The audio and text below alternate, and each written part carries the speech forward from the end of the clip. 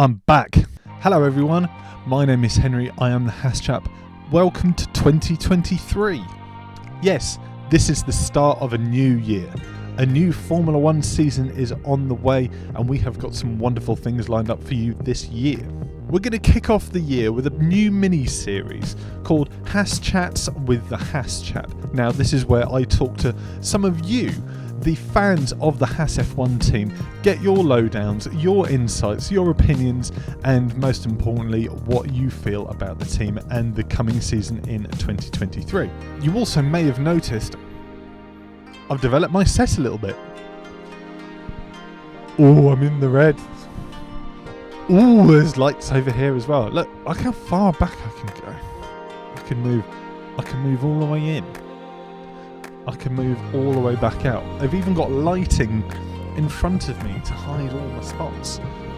So if you like listening to pretentious Englishmen with long hair and a stupid moustache, then you'll definitely want to stick around for the interviews that we've got coming up for you. So let's not hang around, let's get on with this week's guest. So here we are. This is our very next guest. If you would like to introduce yourself, where you're from, and your relation to Haas F1. Hi, my name is Max Orton. I'm one of the co-hosts of the Haas Boys. We run a podcast out of Salt Lake City, Utah, and we're just massive Haas fans trying to represent for America because we don't know of a lot of other Haas fans representing for America in F1. So, yeah, that's about me. Oh, nice. How was it exactly that you introduced to Formula One and particularly to Haas? I think my story is the same as a lot of people that are like in America are having right now, where they all got introduced to Formula One through Drive to Survive. And I freaking loved Gunter, dude. He was he was so good.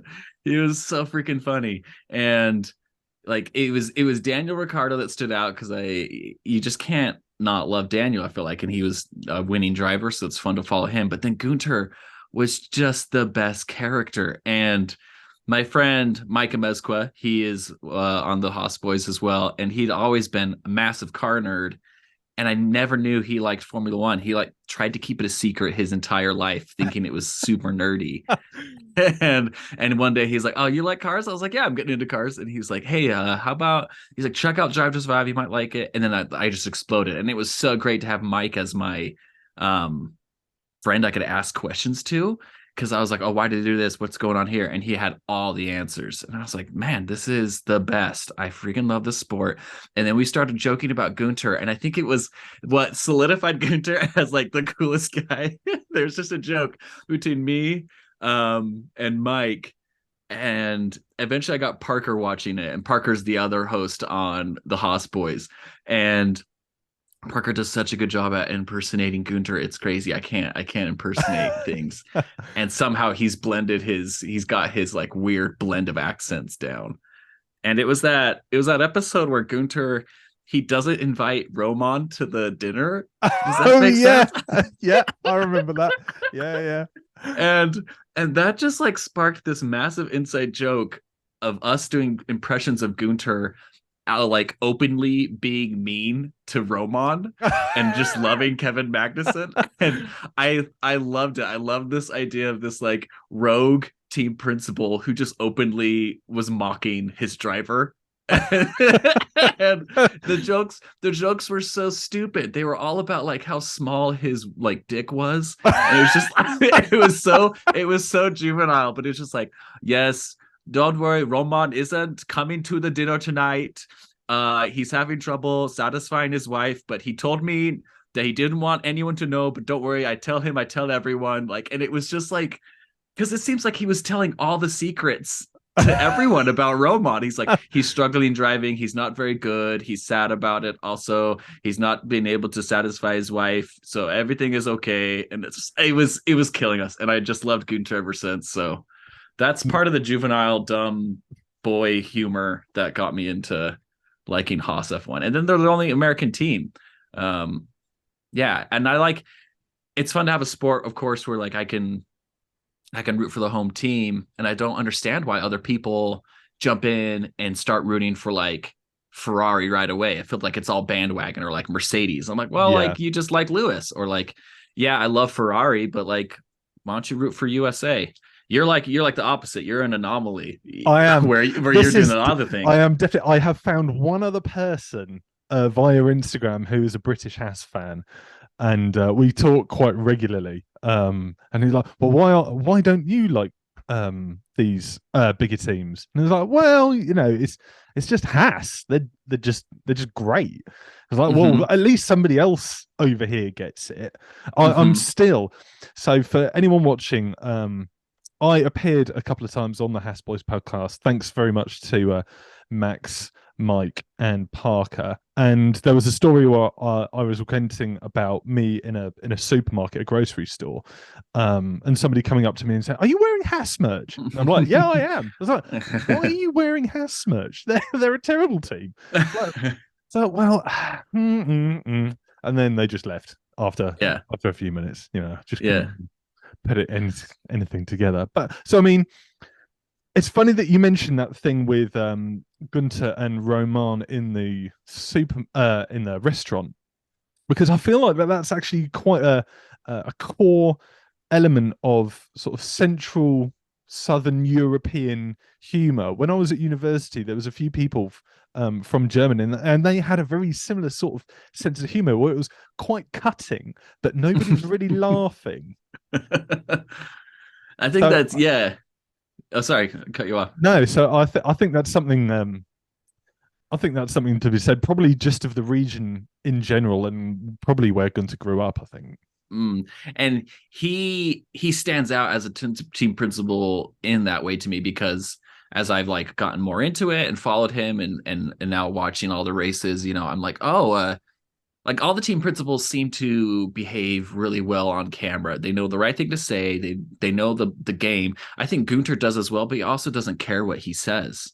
Or like he's Absolutely. not trying to be something he's not. So I loved there was more attention given to Haas this year on the radio, or like the interviews with like the commentators as the race is happening, where they're like, Gunter, what's your strategy for today? And he's like, we don't really have strategy, just we hope we can win the race, kind of thing. It's like he's like, I don't even know, like Yeah. but like you get Christian Horner on and he acts like he's playing this like cloak and dagger game all the time, and it's like, oh, I got something behind, like, I got something up my sleeve, you don't know. But like Gunter's just like, I don't know, like, we're gonna do it, and you're like, I love this.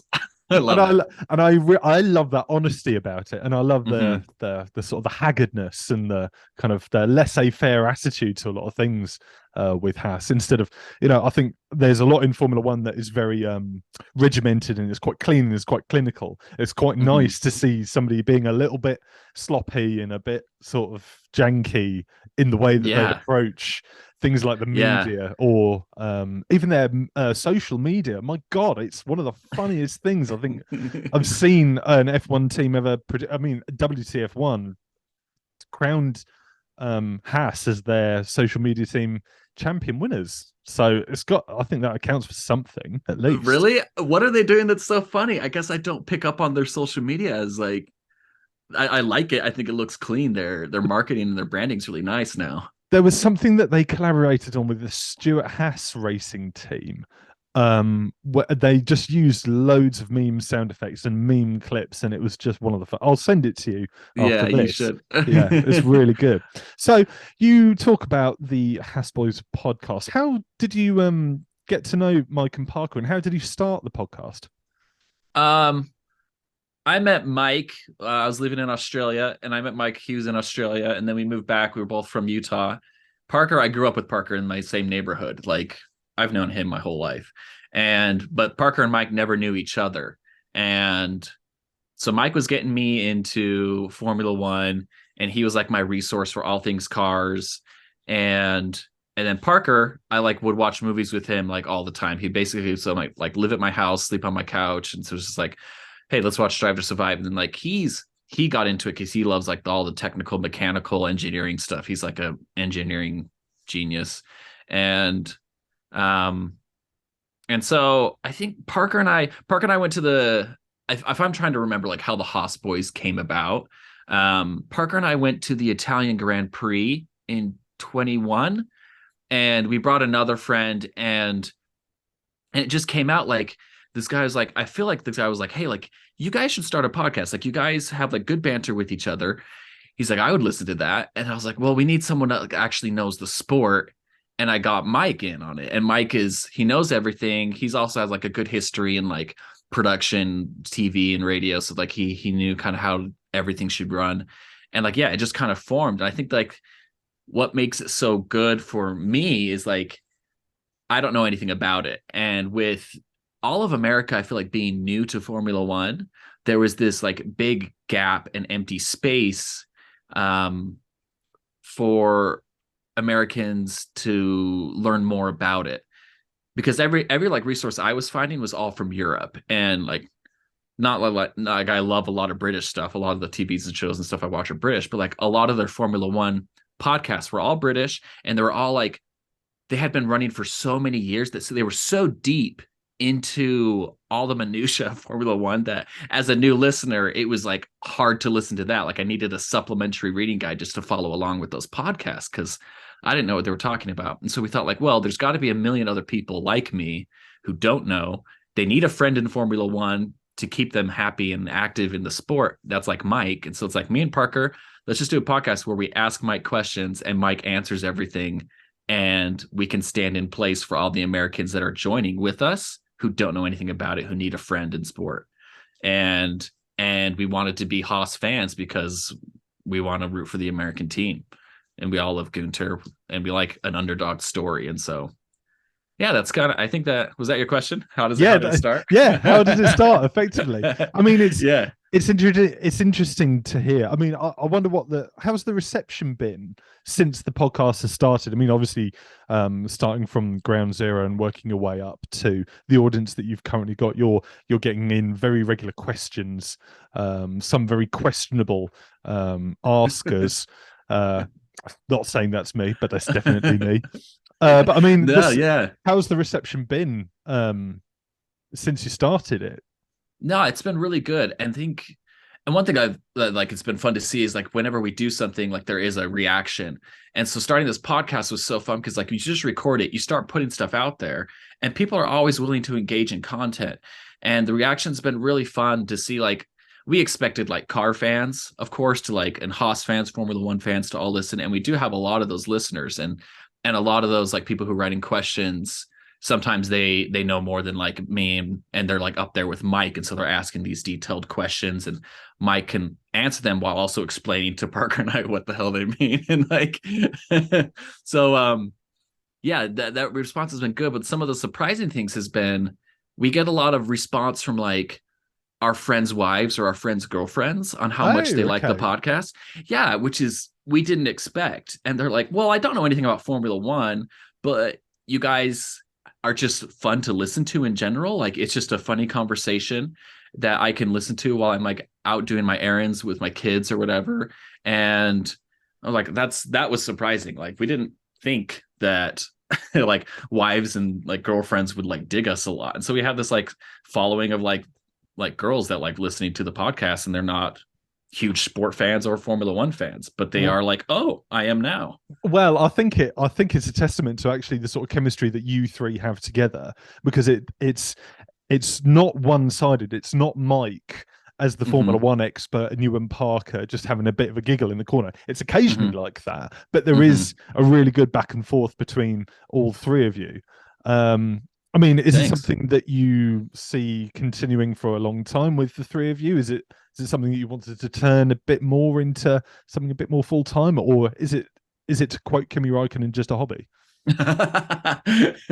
Yeah, well, right now it is just a hobby, but we would love to turn it into something full time. I think that was so like one of the funny goals when we first started was like, how do we get into the pit garage at a Formula One race? And we were already Haas fans, and so it was like, oh, like it would be impossible to get into like a Formula One pit garage because the amount of fans are just insane. Like they're crazy rich teams, so they're not going to be like looking to anyone to come into the garage. We're like, Haas, we love Haas. They're American. We're American. They might want extra press because they have all this like American fan base. Like, how can we get into that pit garage? And so that was one of the motivations. Like, if we get Haas, if we get enough fans, maybe we get an interview with some of the Haas team with Gunter and they invite us on to see their cars. We'd love that. We'd lose our minds. And then, yeah, we would love to make this into something more full time. We do have like a pretty good listenership, but no sponsors quite yet that would pay the bills. And so that would be pretty amazing. Yeah, we would like that a lot. Nice. And I mean, unfortunately, you guys are all based in Utah. That's not the unfortunate bit, but but we have also had the news recently over the last day or so about Ken Block, who unfortunately passed away in a snowmobile accident in Utah. Yeah. I mean, have there been other motoring icons that you knew before Formula One, or was Formula One basically the benchmark of absolutely everything about motorsport that you knew? Yeah, no, that was really sad when that happened. And I'm trying to think, I don't think there was any big motorsporting icons I knew before getting into Formula One. Yeah. And so, and then getting into it, I did learn about Ken Block and funny enough, like Mike knows everyone. And so Mike, when he was the one who told us, like he found out really quick. Of course, Mike knows. Mike does know everything. So annoying. And if Mike doesn't know them, Parker has a story of meeting them. Like I don't meet celebrities. They meet all the celebrities. But Mike texted me right away and he was like, dude, Ken Block died. And I was like, oh, I'm sorry. And then I called him and he was like, yeah, I just remember like he went snowboarding with him at his like mountain lab, I think. Yeah. And so like he's like, Ken Block was just like the nicest dude. And he just feels bad because like Ken Block left a little family. And so it's just really sad news. And Ken Block was actually like super rad with what he did for cars. Yeah. Hoonigan and all that. It's just amazing. Definitely. So it was really sad. Well, I came across Ken Block through Top Gear. There was an episode, I can't remember exactly which one it was, but James May and Ken Block did a section together. And if there was any presenter, if there was any presenter on Top Gear that you wouldn't have paired with Ken Block, it was definitely James May. But there we go. So moving on to another point. Real quick, I forgot. Yeah. Back to like a question I asked previously with the three of us. I think we do want to keep it going. We're going to try and do as many seasons as we can.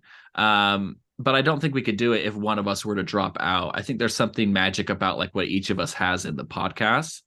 And it's funny.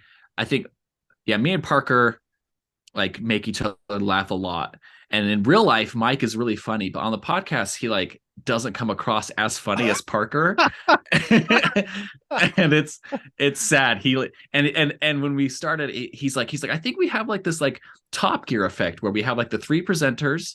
He's like, you and Parker are like Jeremy and Richard. We're like, you just kind of mock things and you don't really care. And then James comes along as some nerd and just like goes into the depths of the science of everything. And he's like, and that's me. Unfortunately, I'll play that role, but that's me. And I just laugh. Like, but yeah, I don't think if either one of us were to drop out, I don't think we could continue because there's just something good about the pairing of all of us together. I completely agree. I think it would be a real shame if any of you were to drop out. And I understand, since starting the Haas Chat on my own, trying to balance it in and around work life. I suppose if you guys are more available on weekends, I'm not so much. My work is shift based, right? And it's any day of the week it can be a work day. It's not. Oh yeah, I'm definitely off every single Saturday and Sunday throughout the year. It is. Oh, I don't know. I'm gonna have to get back to you on that.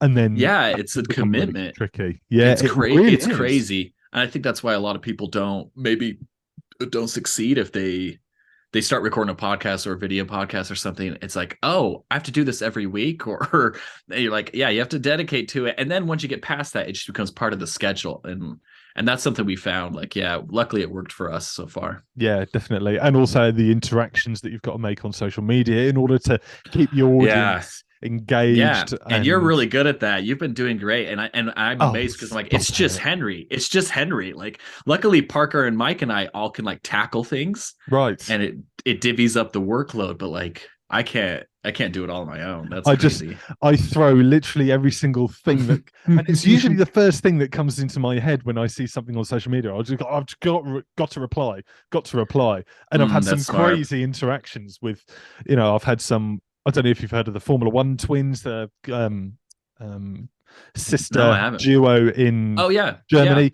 The guys where I won my signed cap yeah. from. That was You dope. interact with them. They've got nearly 20,000 Dang, followers on cool. Instagram. They have a following, and I think Hmm. if you want to kind of get into something like this, then you have to interact You with do. people, and otherwise you're just gonna flatline, and you're never really going to get Yeah, anywhere. I mean, I'm yeah, not really totally. anywhere as it is.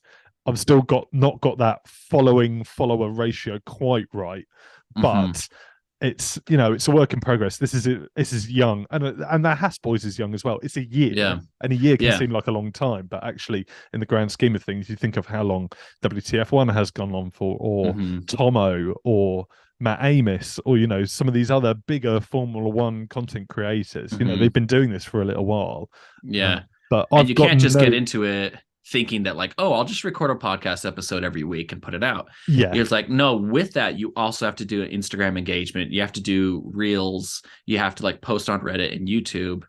And yeah, a lot of that can be overwhelming, and but you that's have to really play that game. and that's really funny because that's Yeah. how I found you guys, was via Hmm. Reddit of all Yeah. things. It was Reddit that you found Yeah, yeah, us? Oh, great. Yeah. yeah. Yeah, and the reason why you became such a favorite is because you messaged us on Instagram. You like, and you sent a drunk message in, like, and that was like I one of the knew best. you'd Like, bring that oh, up at some point. Thanks but like, for telling everybody.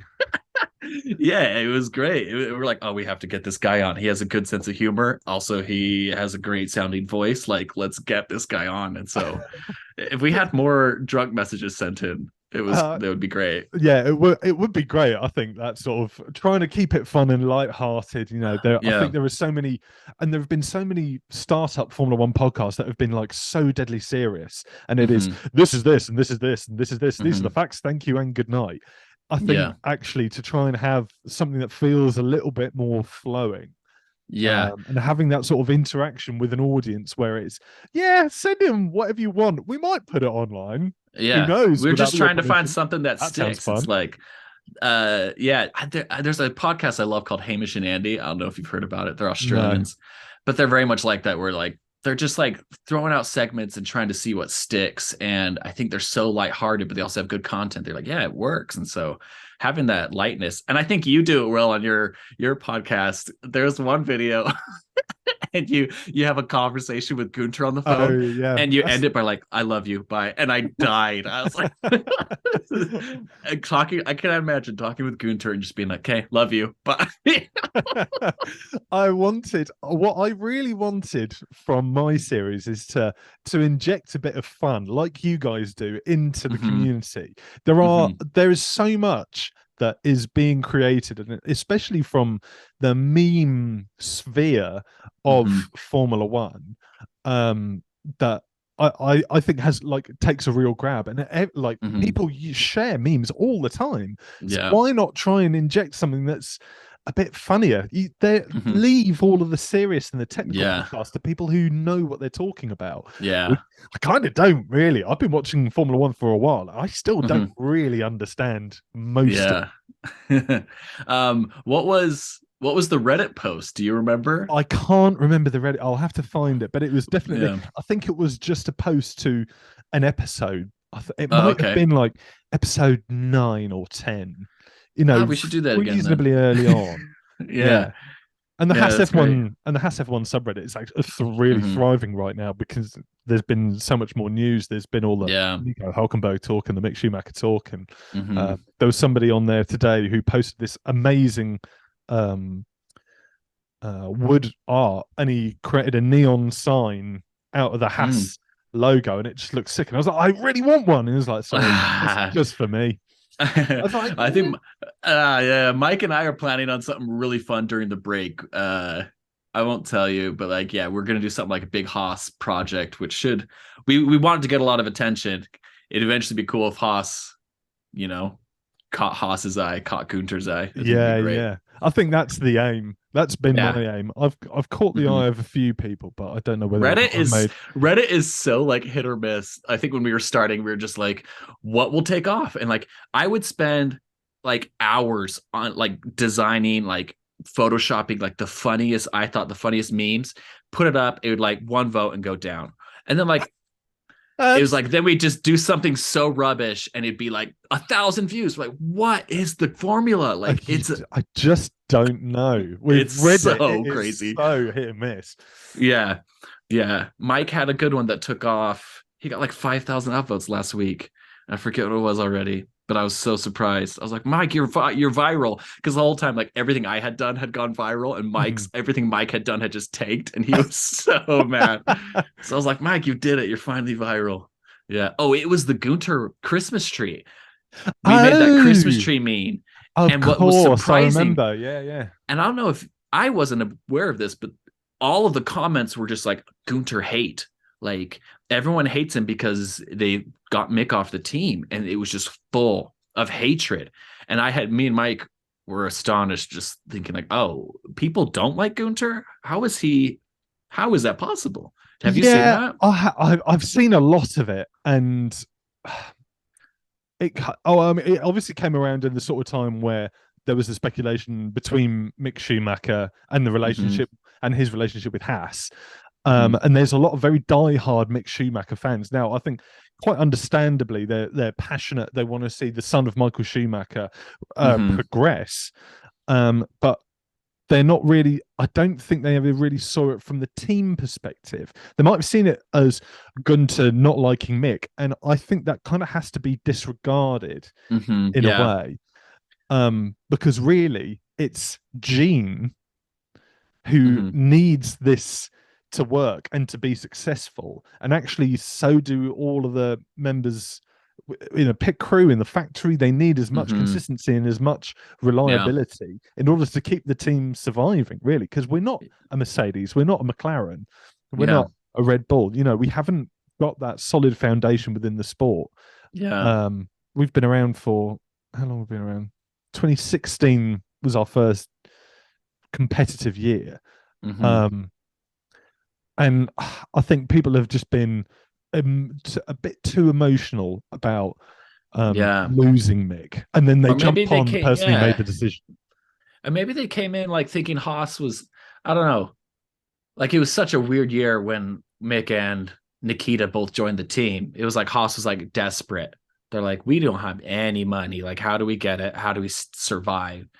And then, like, oh, yeah, now they're back to being a real team. And real teams don't like, just give seats because they like someone. It's like we see it so much where like good drivers are just cut from a team because they don't perform. It's like what's best for the team. And Haas is like in particular, it's like we don't have the money to train a younger driver. Like we need what's best. Yeah. No, there's no Haas Ferrari.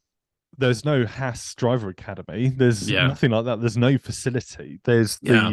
There's the administration in America. There's the factory Mm-hmm. in the UK and in Maranello. There's no training center. There's no sort of like outer Yeah. learning for drivers within Haas. And I think because it's got that link to Ferrari, I don't think it'll ever have it, because people go Mm-hmm. to the Ferrari driver academy, and then if I can get it in, they might go to Haas or even to Mm-hmm. Alfa Romeo, where there is that link. So yeah. Yeah. So we're just going to take a very quick break whilst I give you some updates on the channel. There are going to be some cool things happening throughout the year, and if you stay tuned, you will certainly find out what those are going to be. If you look down below, you will see all the links to my social media profiles. I'm now on TikTok. I'm on Instagram as well, and if you want, you can email me a question over at thehaaschap@gmail.com. So let's move on. 2022 has been probably one of the more explosive years for Haas, in terms of development and pieces of media. What has been your favorite Haas moment, not just from this year, but from whenever you started watching Formula One? Um, let's see. I really did like that moment with Gunter at the dinner. and not inviting Roman. Roman was such a funny guy. Um, but more seriously, it was it was interesting to watch Haas strategically kind of like take a dive in order to like put more money into a future car development. So what year was that? 2021, where they just Yeah, like that's they right. didn't even give them new The cars. year we shall not mention. And exactly. And so that was it was really interesting to see that dedication where like this team doesn't have money. How can they come out on top? And they took that strategic move to like, we're gonna not put any money into developing this year's cars. We're gonna do it all for the new regulations that come out. And that was crazy to see. And like, yeah, it sucked because they were just at the back the whole time. And what it was, yeah, it was just the worst. It's just the worst. But then to come out and I remember like leading up the podcast, we were trying to like really get everyone excited. Like this year we're going to be out for points because the year before it was so like it seemed like such an impossible dream that we would ever get points. And and so we were leading it up like hashtag out for points. Like this year we're gonna score points. In my brain, I'm like, oh, it's gonna be around August. We're finally gonna break the top 10 and get those points. And then right out the gate, like Kevin Magnussen is on the team. Like Mazepin is gone, and we got points right out the gate. It was crazy. Like that first race was amazing, and so that was one of the best moments. On the podcast, I shared that great moment, which is just like more testament to like this team is actually competitive when it was that bunch up with like Kevin Magnussen, Mick Schumacher, and who are the other ones like Joe Guan Yu, I want to say Alonso, maybe Lando Norris. Oh, Was it at? you're talking at Austria. Yeah, Yeah, that you're was a talking at cool little Austria. battle. Yeah, that was really awesome.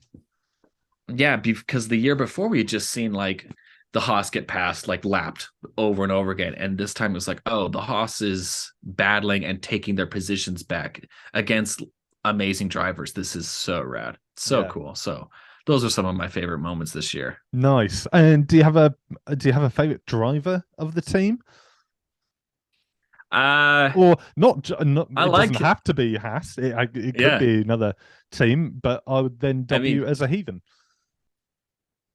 I mean, like I've always been a fan of Daniel Ricciardo, but I mean, on the says Haas the guy team, I who's a love fan of Daniel Ricciardo, who has also been noticed quite significantly by Daniel Ricciardo, the lucky little listener. dude. I'll show you what I got for Christmas. Hold on, real quick. Oh, by all means. So, in this quick interlude, Max has gone off to get something. So now you have to deal with looking at my wonderful little face as we go on. Max says, returneth. I got this autographed shoe. No Can you see that? way. Oh, that's wicked. So it's Daniel Ricciardo's boot. It's the one he wore when he won the Italian Grand Prix. Not the exact one. That would be insanely costly, but it's the model, and it's signed by Daniel Ricciardo. Oh, that's So, wicked. I mean, I love Daniel Ricciardo. But now that he's gone, like I genuinely am so stoked that I love Haas, that I've developed this love for Haas because I now am invested in a team and what the team's history is doing. With Daniel, it's like, oh, he's on Red Bull. Now he's at Renault. Now he's at McLaren. I'm like, I don't care about any of those teams. I just like his personality. I want to see him win. But now it's Haas. I'm like, now I have something to look forward to year after year. And last year, I loved Kevin Magnussen. He was just cool. I like a bearded guy. And I'm stoked about Nico Hulkenberg. I've always thought he was really cool. And I know he's had such bad luck, never getting a podium, but just being a really good driver that it's fun to think that he could get on a podium again. You know, I love rooting for that. So Nico Hulkenberg is one of my favorites. I'm glad he's back. He's always made some really cool returns, and it's fun to have him on the Haas team. I think it's a good get. I think it's a great get and a super get from Gunter and for the team in general, because Nico, I think, he's going to bring that sort of consistency, and he doesn't want to I don't think he doesn't want to potentially end his career on a bad note. And I think to end it on a bad note would have been to stay with Aston Martin and just kind of fizzle out. But if he can end it on a real sort of like punch in the air, sort of Breakfast Club end of that movie. Yeah. And definitely with I think so. That relationship with Kevin Magnussen, it's got to have fizzled out, that animosity between the two. Oh yeah. Yeah, it's going to be a good pairing. I would love it if they were best friends. I would love it if they were like rivals. Like both would be fun to see. Not that I want Haas to be like at war with each other, but that's something you don't see. I think didn't Roman and K-Mag like get into it sometimes? I just love when the passions of the drivers like explode. Yeah, K-Mag and Roman, they definitely did get into a couple of scrapes together. They got into a couple of incidents separate from each other, but both ending up as a DNF in the race. But there was a couple of comings together, unfortunately for Roman and for K-Mag. Yeah. So if there was anything that you'd like to see from Haas F1 moving forwards, what would that be? Would that be something along the lines of the production and the development? Would it be something along the lines of strategy? Could it be something along the lines of merch? I remember you talking about wanting to have better merch from the team last year. I think you hit it right there on the head. It's with the Haas boys, it's funny. Like I told you, when I was entering kind of like this fandom, Mike was my lifeline to it. So I would like be watching a race and I would text him. I'm like, what is that? And he'd like, oh, that's this aerodynamic, or this is the rule. And since starting the podcast, in order to like, I guess, kind of maintain that level of like ignorance so I can like save it for the podcast, I'll like purposefully like not pay attention to like any sort of like engineering or like strategy. I'll like find myself like looking at an article and it's like Haas is gonna blah blah blah, or like Formula One is doing this rule, and I'll be like, I'll just ask Mike when the podcast rolls around because I don't want to. It's easier that way. Do you think Mike likes that element? Do you think, they'll get to ask me? Oh, I'll look really Mike important. I don't know if he knows that's what I'm doing, but Mike is like one of the chattiest guys. Mike, if you're watching now, he does. It's been exposed. The thumbnail for this video is going to be off the charts. It's going to be like my eyes are red and Mike's like mad. Like top 5 things behind the scenes of Haas Boys Podcast. I don't know if you saw the episode. I can't remember which episode it was, but I was really going off on one about the clickbait that was surrounding Mick Schumacher and Nico Hulkenberg. Yeah. And all the thumbnails, and I was like, "What are they doing? What are these people thinking?" When I know why but it's like, can you stop it? Because what you're saying is just complete rubbish. Yeah, and I get people know that I do the podcast, and so they'll send me stuff. Like yesterday, I had a friend send me articles like Sebastian. It was just rumors right now that Sebastian Vettel's joining Red Bull as Helmut Marko's replacement or something. And I was like, is that from Formula One? Like it sounds like a rumor. I don't know. Yeah, there's just so much rumors that fly around.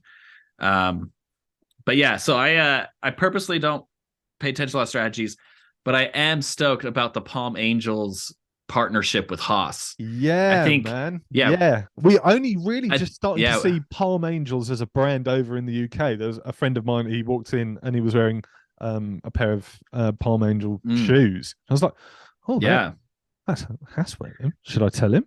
Do I? No, I'll leave it. Get him in. Think I'm weird. He'll see like a featured collection with Haas, and then he'll be like, oh, this is cool. Oh yeah. Yeah. And so I'm stoked about that. I really am, because I mean, there's some like I found out about a brand called Race Service, and they design and do stuff with Daniel Ricciardo, and it's just really cool shirts and hoodies. And I look at like all the other Formula One teams. I'm like, can we just get a little bit of this, streetwear style? And so Palm Angels, I'm stoked. I'm like, I don't see any other teams like doing this kind of move. I'm stoked about that, and I'm hoping that like when the season's ramping up, they release a cool line, I can get some shirts and some hoodies, and I'd be stoked. That'd be really cool. Yeah, I mean, this year we should be able to get some merch pretty much off the bat because Hmm. Ural Kali isn't with the team and the title sponsor hasn't been dropped Hmm. because MoneyGram isn't waging war in the middle of Eastern Europe. Um, Yeah. but I wanted to see I really wanted them to release the bandana that they had at Austin Mm. as just a Oh little yeah. trinket thing. There's I think yeah, there's every team does like a cap and a shirt, and I think it's all racewear and it's all really cool. mhm. And then they do um the Legends t-shirt or the Fox Smash shirt. But I think if they did, I personally Mhm. think if they did like some smaller bits, like I don't know, like a sweatband or Mhm. I've seen on the F1 Authentics website where you can get parts or like a piece of bodywork on the car as um a like a necklace or like a little bracelet or something like that. So yeah, definitely. Mhm. Oh, that's really cool. That's really cool. Yeah, I would love that. I love third party merch like across the board of everything. And I think I've sent you some stuff because you've sent me some stuff. But I would love and there's like a Etsy shop that's kind of doing it, like pajamas that look like the race cars drivers race suits. Like that would be so cool. And there is an Etsy guy I think that's doing it right now. But even like a full like onesie zip up that's like super How comfy cool would that and be? and then if they took it to another level where if you put the hood on, it looked like the helmet, I was like, I would I would Lose watch it. every race in that, you know? Yeah, definitely. Be I so go to great. the race in that, let alone sitting at home and watching Yeah. it. I go to the race. Yeah. Have you got Yeah. any plans? I know you guys are in Utah and that's not too far from Vegas. Have you got any plans to try and get to the race in Vegas or another F1 race soon? Man, when they announced Vegas, I was trying really hard to find a hotel room that just had a window to the street. Because I was like, I mean, that's an easy way to like see the race, and we can watch it on TV in a hotel room and look down and see the cars go down the street. Um, and I was like tracking it, and then as soon as like it became because like they only let you book rooms so far in advance, as soon as like that time came, it was like everything was gone. They like blacked out that weekend, and like prices are through the roof in Vegas. So I think we're still trying to figure it out. I do have another our Canadian correspondent, Kevin. We mainly make fun of him for liking Lance Stroll. Oh, So he the Stroll boys. Yeah, yeah, I remember the them. Yeah. Stroll boy. He was texting me yesterday. He wants to go to the Montreal Grand Prix. And I was like, oh, like let's see what ticket prices are. It's it's got to be cheaper than Miami and Las Vegas. It'd be fun. I think, yeah, I went to the Austin Grand Prix the same year I went to the Italian Grand Prix. There was something. Yeah, I liked being out of the country and seeing a sporting event. It was really cool.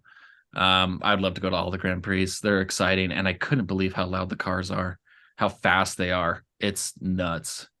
Yeah, I would love to go to another race. We'll try. We'll try and get to Las Vegas. We'll try and get to Canada. Be fun to go to Spa or Silverstone. Yeah, that would be Yeah, cool. I mean, I've got tickets for the Silverstone weekend for this year, and sweet. I was in the online queue. I so I'm going with a few friends of mine, and he booked the tickets. Oh, he joined the queue to book the tickets when they went online. Then the website crashed. They re-released the website the next day. He got straight into the queue. 6.5 hours later, he got to payment and it crashed.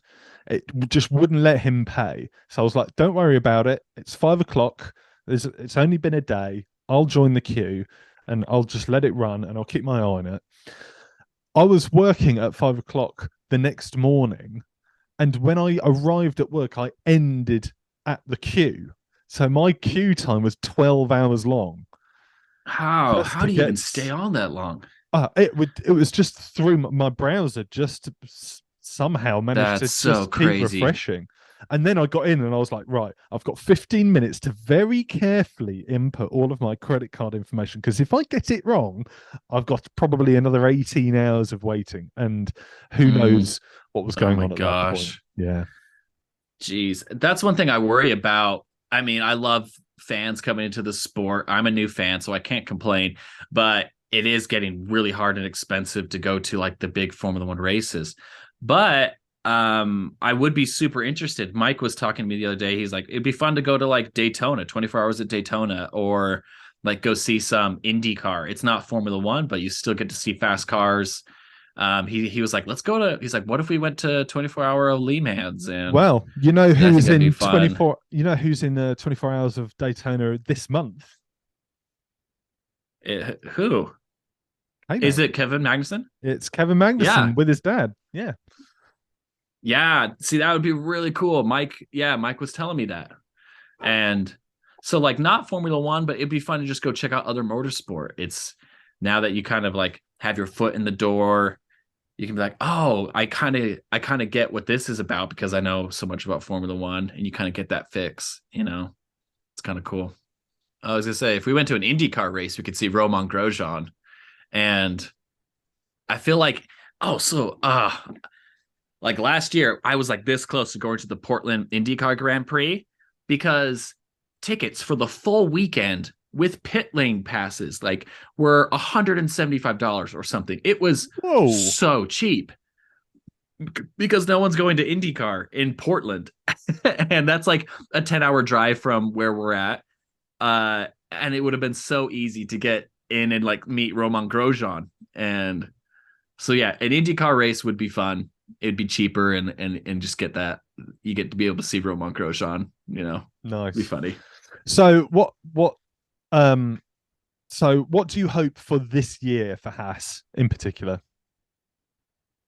Um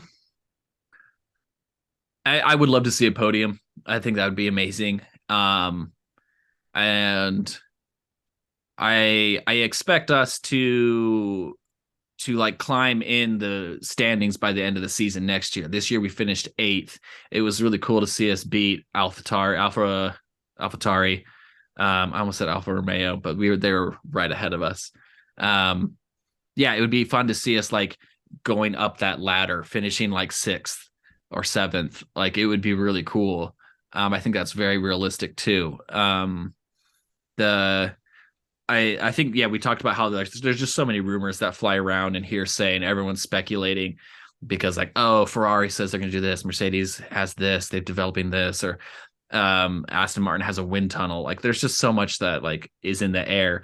But I think what is worthy to pay attention to is the fact that Haas didn't ever really have the budget to compete, and now with like people like MoneyGram or Palm Angels, like these cool brands that are coming in, they're getting more money to actually compete. So there's actually, I think, some weight into any rumors you hear from Haas because now they actually have stuff to develop and stuff to compete. And if they were finishing 8th last year, scraping the jar for money, like we are going to be able to bounce up higher. I would love to see Nico and Kevin Magnussen pull off a podium. That would be really fun. Indeed, that would be really fun. I'd like to mirror those thoughts. It'd be great to see Haas on a podium. Now that they've got that Mm-hmm. financial backing, it's going to be more likely that we'll be able to get some better upgrades and better facilities, Yeah. potentially hire some new people. I don't know if you ever look on the vacancies list on the Haas website. I do. There's a I few do. that Yeah. do look quite intriguing. There's a graphic design one that's based in the Yeah. UK. I'm nowhere near Oxfordshire, sadly. But that would be really cool. So, Max, thank you very Yeah. much for coming on this episode of Haas Chats with the Haas Chat with me. I'd like to leave with a request, if I may. You mentioned it earlier in the episode, and it just so happened that this is going to be a section for everybody who comes on. So, anyone else who coming on this little show, be warned. You've got to practice your very best Gunter Steiner impersonation, please. Good. I've already kind of like warmed up this episode. Uh yes, for next year, it's gonna devolve into like Toto.